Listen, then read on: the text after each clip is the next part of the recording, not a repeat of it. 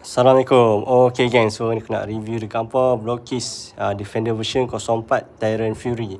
Okay, yang video sebelum ni aku pernah review dekat apa yang T-Rex ataupun Grimlock model ni lah, yang aku dapat. Yang ni special.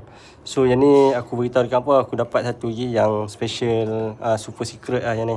Beza dia dengan yang ni, abang boleh tengok dekat bahagian kaki T-Rex ni, yang ni tak ada gold.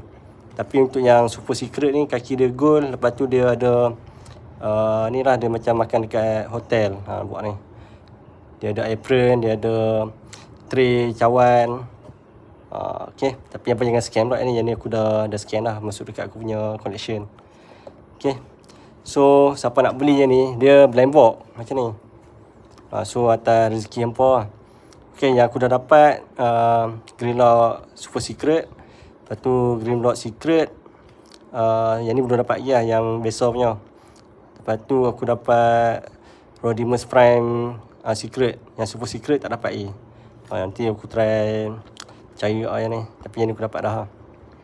Yang ni pun aku dapat lah, Brilliant Hound. Okay, so siapa nak beli Blockkeys Defender version ni, aku letak link Shopee, apa boleh beli kat situ lah.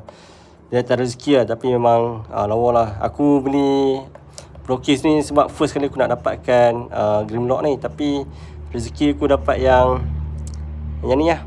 Dapat yang secret dengan super secret ni. Super secret ni subscriber aku lah, dia let go dekat aku yang ni. Rezeki aku juga yang ni. Okay, so kalau ada benda nak tanya, boleh komen kat bawah. Assalamualaikum.